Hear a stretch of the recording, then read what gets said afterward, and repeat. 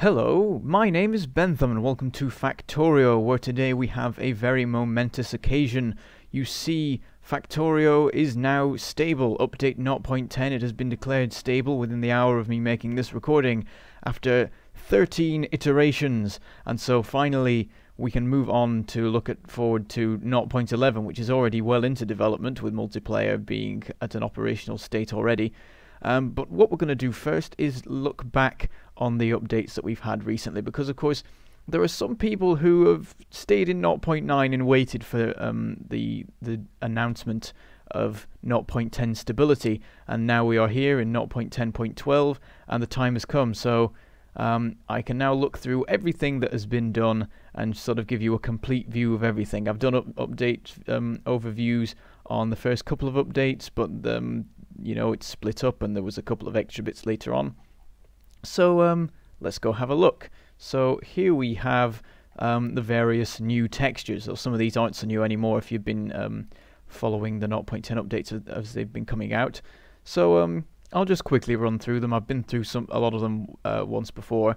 So we've got circuits, electronic circuits, advanced circuits and processing units. You can see they've all been updated to have a much nicer looking texture, much rounder and nicely color coded and so on. And then we have the inserters. You've got burner inserters, standard inserters, long armed, fast and smart. And you can see they've been given a much nice brighter color palette, and they also just sort of look generally nicer as well. Then we have pipes and of course underground pipes to go with them. They've been made a bit more to match with the sort of style that Factorio's art is going in, the direction it's going in. Then we have maintenance kits, or whatever you want to call them, repair packs. These used to look like the 11th Doctor's sonic screwdriver, which probably would have led to some copyright problems. So it's been changed to a nice simple hammer and spanner, so that's nice. Then we have the exoskeleton equipment, which has been upgraded. You can't actually see it that well there, maybe I'll show you a bit better later on. But that's been changed to look more like it makes sense. It's more like a backpack with legs now, so you can sort of put your arms through that and it walks for you, that sort of thing. Maybe you put your feet in the actual legs, I don't really know. Then the pickaxes were upgraded. They were getting a bit outdated, so we've got the iron pickaxe and the steel one. You can see they look really nice and modern and shiny. And then we have rockets. They've been upgraded as well, so we've got some nice simple standard design. Yellow cone for the standard, and then red cone for the explosive. And then we go over to engines. We've got the standard engine and the electric engine, once again going for the yellow and then red system, as with the rockets. You may also notice the way that the fluid works now has changed. That was a change in the quite early on in the process, so that now when a assembler has a liquid input, it will have the liquid input show up, and it won't have a liquid output unless it needs one, because previously they just had as standard a liquid input on one side and an output on the other. That's now been changed. So then we go over to here and we get the stuff that we get in furnaces. So we've got copper plates. They've been turned into a more standard thing that looks like the iron plates, more in line with it rather than the sort of little bar things that we had previously. And then steel bars, which have been changed as well. They look a bit nicer, a bit brighter and so on. And then here we have plastic, and an interesting thing with plastic is that it actually it's been changed twice in the 0.10's development. It was originally a black bar, and then it was turned into a white bar, and then it was turned into a flatter white bar. So don't know why they just decided to do that. And then here we have batteries. They've been changed as well to look a lot more normal and like batteries and so on. A nice shiny color to them. And then here we go into the new buildings. So we have, well, they're not new buildings, any of them. They're all changes to the textures of old buildings. So we have the radar here, which looks a lot nicer now, and a lot more in line with the art style again. And that's what a lot of the texture changes are. They're made, things are meant to look sort of rusty and a bit old and so on. And that's what this is in line with. It's got a nice rotation as well. You may be able to hear the beeping that's coming off it. I don't know, I'll try and amplify that in the final production, but sometimes my editing software can be a bit of a pain. Then we have the beacon. That's been changed as well, looks a lot fancier, nice spinning bit on the top as well. Spins opposite to the radar for some reason, don't know why that is. That stays still if you don't have a module in, so I just stuck a random one in to keep that going. And then here we have the steam engine, which I've got running for you, and once again you can hear it. nicely chugging away there. And this has been made a lot nicer, and I think that they put a lot of work into this particular model. They were very proud of it, and they actually, I think, held off completing the trailer for a while they waited for this texture to be completed. So that's it for like buildings and stuff. But then we have a few items that go on the floor.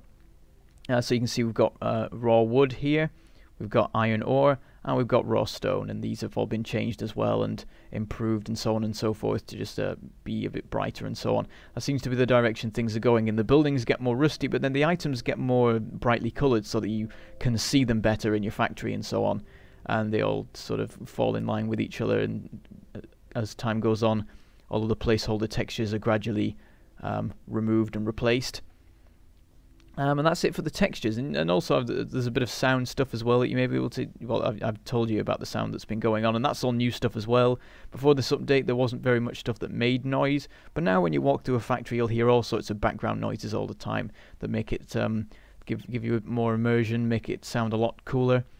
Now if we go over here, we have a train here because I'm going to show you a couple more things. Actually, let's do one last thing because there is some more graphical stuff. So I have here an assembling machine, and if I plonk this down, you can see there's a little puff of smoke as I place it. We'll do that again to show you. There we go, nice little puff of smoke, and that's a little feature that's been added. Just a little thing that's a bit interesting. So I'm just going to hop in this train, and oh, we can't see, and that's a problem. You know what, let us wait till the day. Okay, here we are, the sun has risen again. So as I was saying, here's the train, we're going to hop inside, and if we move back just a bit and then stop, get a nice little steam effect from the wheels as well. And that's another little nice feature they've added, and that's what a lot of the things in this update are. It's lots of nice little things that just add to the polish and things like that. So a couple of other things, cargo wagons. They now have more space in them, and the reason for this is because the stack sizes have changed. Originally everything went off base 8, so we had stacks of 64 and 32 and 128 and stuff like that, and they decided that was a bad idea really, and they slowly changed to the nice simple base 10. So you can see I've got some stacks of 50 in here, and that's what the stack sizes are now. So you got 50, 100 and 200 and so on and so forth, and occasionally 10 and things like that. And then to balance out the reduced capacity of various containers, the cargo wagons have been given an extra 5 squares for you to fit things in. Another thing that you can now do is you can set filters in cargo wagons. There we go. And also the filters have a nice blue background as well. I think that's a new feature. You can press Control middle click to get rid of those. It's middle click to set a filter. So that's another feature they've added, and so on. And then what else do we have? Yes, if we go into our inventory, you will see we have the logistics menu here, and it's got the slider as always, but then you can see it also has a number here. I mean, the number was there before, but this time you can now type in a number, so you could just put in a ridiculous number like that to get the logistics system to do your bidding in such a way. And that's been done in a few places where the sliders, they put in the ability to type in the number manually, because it's just better that way. And then one other thing you can do is you can change the name of train stop. So this train stop, as you can see in the top right, is dedicated to the Nimble Ninja. Well done to him for paying the extra to support Factorio. What we can now do is slightly be mean to him, and we can change the name. So, ta-da! And now the station is called Ta-da! Though of course it still starts with the backer names. And this helps in sort of sorting out your rail systems when you're not really sure what's going on with them, when you need to sort out what station's what. Also, if we go to the map here and zoom in, you can see that the train is now represented on the mini map. So we've got a little arrow for the train, and then a little box for the connected cargo wagon. So there we go. And then over here we have a burner inserter, and previously there was a problem with burner inserters in that they could not fuel themselves, and this has now been fixed. So if we plonk down some bits of coal here, you can see it fueled itself, and then it'll just keep on working and moving these bits of coal over. I've jammed it now. Oops. There we go. It's slowly making its way along. So now this will refuel itself when it needs to, and that will help with various systems involving burner inserters.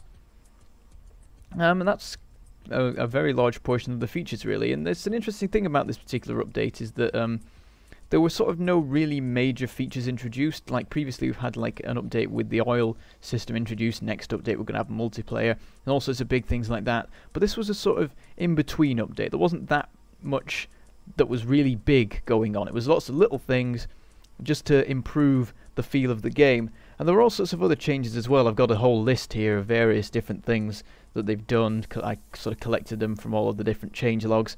And there've been all sorts of little tweaks and bits of polish to the GUIs and things, just to make navigating menus and the inventory and things like that a bit smoother, changing sizes a bit to fit things in better, so on and so forth, making them resizable, and all sorts of things like that, just to improve things. And then we've got another thing that they did was the biter pathfinding. There were some problems with that, and they've improved that significantly to make the biters move a lot better. And they've done all sorts of stuff with that throughout the update, and bug fixes involving it as well, of course.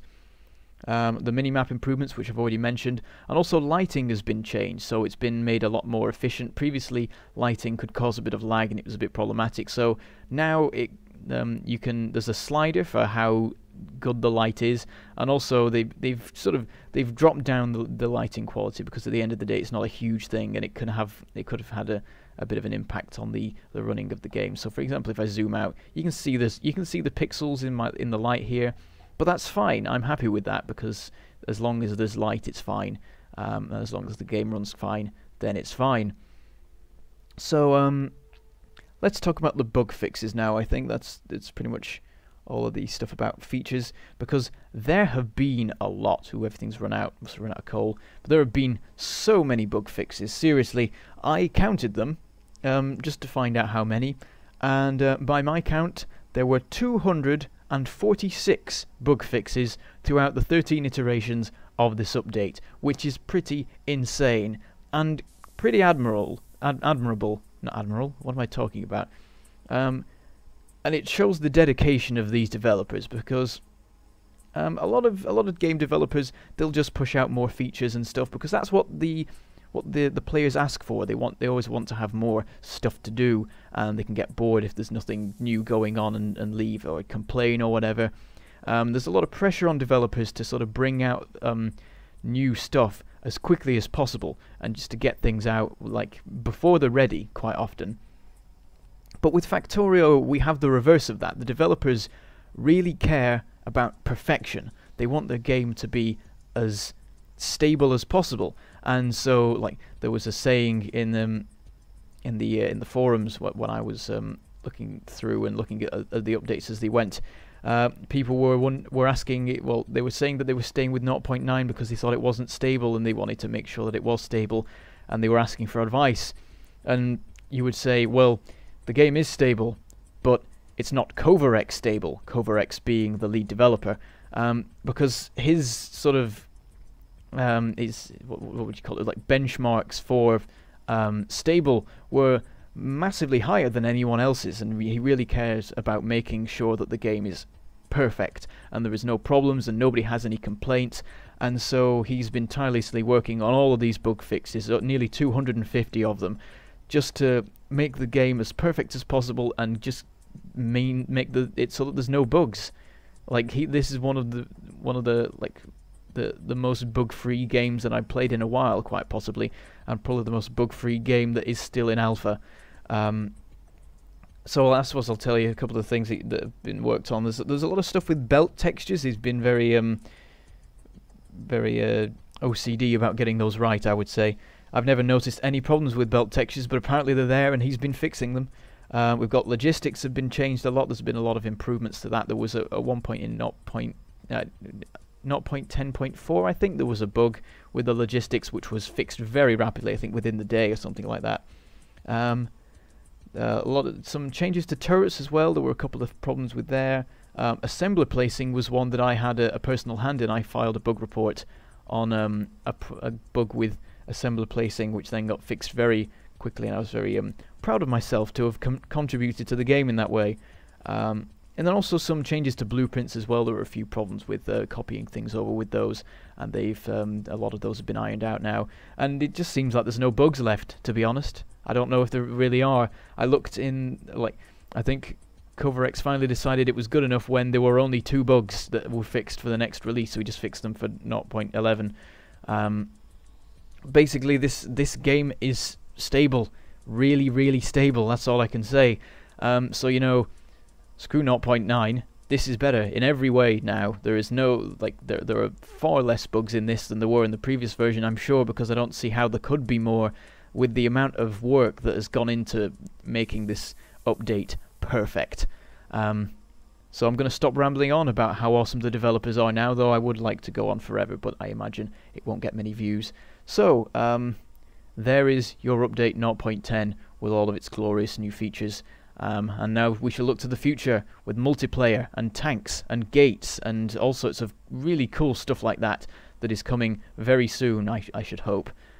Maybe not so soon if CoverX wants to get it as clean as he does. Oh, and also the other developers as well. I'm not saying that it's all him. Obviously it's a team effort, but he's the lead, so I just mention him. The others are good as well, I'm sure, because they work together. So anyway, with all that done, I shall say goodbye, thank you for watching, and I shall see you next time.